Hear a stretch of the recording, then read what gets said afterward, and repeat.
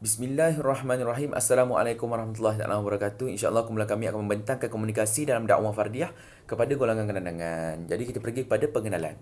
Jadi keadaan, nak katakan di sini, keadaan masyarakat masa kini ni menjadikan usaha dakwah seseorang pendakwah itu bukanlah semudah yang disangka.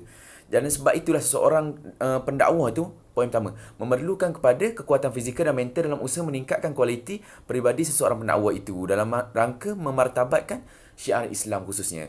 Jadi poin yang kedua, seorang pendakwah ni melalui dakwah fardiyah ni memerlukan kepada proses komunikasi yang berkesan dan memastikan mesej sesuai dengan keadaan para pendengar. Seperti yang kita tahulah, tidak semua mesej yang disampaikan oleh pendakwah itu dapat diterima oleh mad'u. Jadi poin yang seterusnya, dalam memastikan proses komunikasi lebih berkesan, seorang pendakwah itu perlu mengenali latar belakang sasaran komunikasi. Jadi ini merupakan salah satu cara lah mendekati mad'u.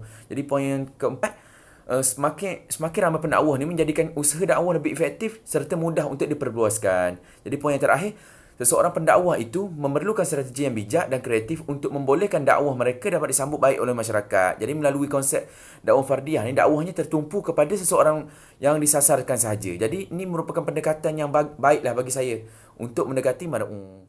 Satu, takrifan. Dakwah secara bahasa atau etimologis bermaksud jeritan, seruan atau permohonan. Da'a. Kataan bahasa Arabnya da'a. Pengertian dakwah menurut istilah mempunyai beberapa definisi. Di antaranya menurut Ibnu Taimiyah, dakwah ialah mengajak seseorang agar beriman kepada Allah Subhanahu Wa Taala dan kepada apa yang dibawa oleh para rasulnya dengan cara membenarkan apa yang mereka ceritakan dan mengikuti apa yang mereka perintahkan. Majmu' al-Fatawa Ibnu Taimiyah. Kemudian Fathi akan mengatakan dakwah ialah penghancuran dan pembinaan. Penghancuran bermaksud penghancuran jahiliyah dengan segala macam dan bentuknya, baik jahiliyah pola fikir, moral sekalipun jahiliyah perundangan dan hukum.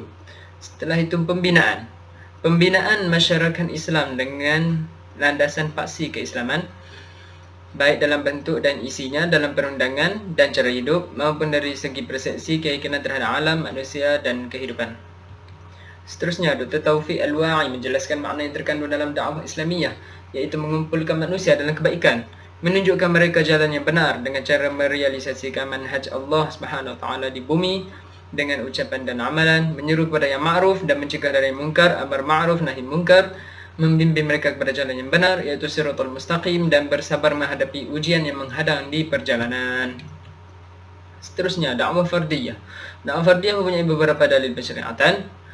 Yang pertama, Allah Subhanahu Wa Taala berfirman di dalam Al-Quran, siapakah yang lebih baik perkataannya daripada orang yang menyeru kepada Allah Subhanahu Wa Taala, mengerjakan amal soleh dan berkata, sesungguhnya aku termasuk orang-orang yang berserah diri. Surah Fussilat ayat yang ke-33.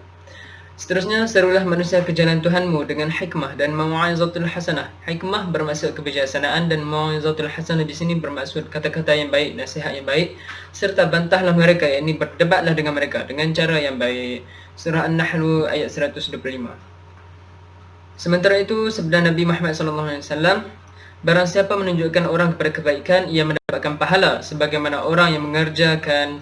Ini bermaksud Nabi menggalakkan orang untuk membuat kebaikan lah. Hadis riwayat Muslim. Barang siapa yang melihat kemungkaran, hendaklah ia mengubah dengan tangannya. Kalau tidak mampu, hendaklah dengan lisannya. Kalau tidak mampu, hendaklah dengan hatinya, dan itu adalah selemah-lemah iman. Hadis riwayat Muslim. Dalil-dalil yang disebutkan ini antara dalil-dalil yang selalu kita jumpa, terutamanya bagi golongan pendakwah. Ini antara dalil-dalil yang pensyariatan dakwah, khususnya dakwah fardiyah. Gelandangan dalam Kamus Dewan edisi keempat tahun 2010 bermaksud orang yang pekerjaannya atau tempat tinggalnya tidak tetap dan tidak tentu tempat kediamannya atau pekerjaannya. Senang cerita, orang yang tidak tetap tempat tinggal dan pekerjaan. National Survey of Homeless Assistance Providers and Clients NHAPC mentarifkan gelandangan adalah golongan individu yang tinggal di sesuatu tempat perlindungan, kecemasan atau program perumahan peralihan. Gelandangan didefinisikan Jabatan Kebajikan Masyarakat sebagai orang papa. Siapa orang papa ni?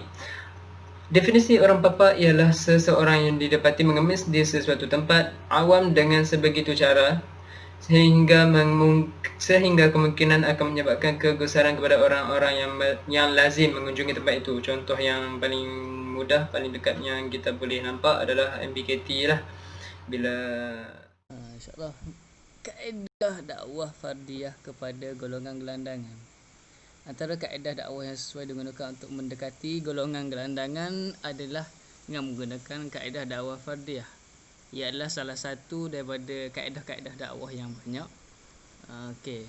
Kaedah dakwah yang dilakukan dengan sasaran berusaha mengubah seorang daripada suatu keadaan kepada keadaan yang lebih baik dan diredai Allah. Yang kedua, dakwah fardiyah tertumpu pada seorang yang disasarkan sahaja. Jadi peluang itu dapat digunakan untuk berinteraksi dengan lebih akrab dan mengikat hati mad'u tersebut. Yang kedua, ia juga sesuai untuk semua keadaan, pada siapa sahaja, di mana sahaja dan bila-bila masa sahaja. Yang seterusnya, kaedah yang perlu dituruti dalam melaksanakan dakwah fardiyah. Yang pertama, marhalah permulaan, iaitu pendakwah perlu mewujudkan hubungan dan perkenalan dengan mad'u, iaitu bertaaruf, saling mengenali antara satu sama lain. Yang kedua, marhalah membangunkan iman yang lesu dalam jiwa mad'u. Ini adalah lebih baik jika perbincangan mengenainya mengambil pendekatan secara tidak langsung, seolah-olah tanpa disengajakan. Di kesempatan tersebut, perbincangan mengenai kekuasaan dan kekuatan Allah, kehalusan dan keagungan ciptaannya dilakukan. Seterusnya, begitulah perbincangan berlaga di sekitar persoalan keimanan. Ketika persoalan ini dihidup di jiwanya, dia akan mulai menilai semula kehidupannya sebelum ini. Ia akan berfikir tentang apa yang telah ia lakukan sepanjang hidupnya, murajaah. Yang keempat, ketika itu dia akan mudah dipimpin dan diberi tunjuk ajar supaya berpegang teguh kepada ajaran Islam. Allah aplikasi dakwah fardiyah kepada golongan gelandangan. Yang pertama, Ustaz beliau, nama sebenar Abid Irawan bin Ibrahim Liu, seorang yang berasal daripada keturunan Cina yang telah memeluk Islam pada umur 12 tahun.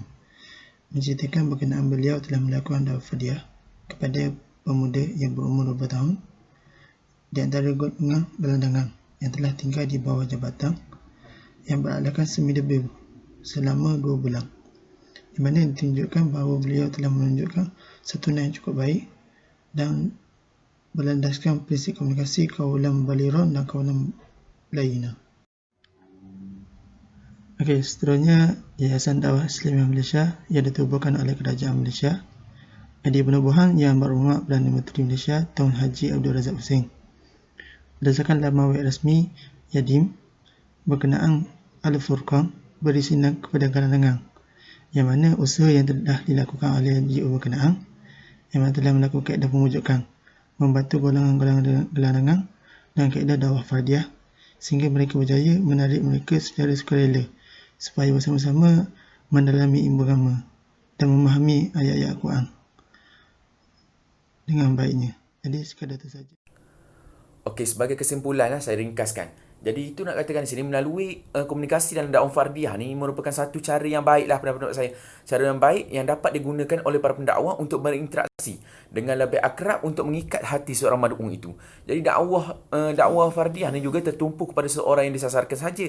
Oleh itu nak katakan di sini, dakwah fardiyah ni, kaedah dakwah fardiyah ni sangat sesuai lah untuk digunakan untuk mendekati golongan terhadap gelandangan maupun nak katakan ni dakwah kepada orang lain. Sekian daripada saya.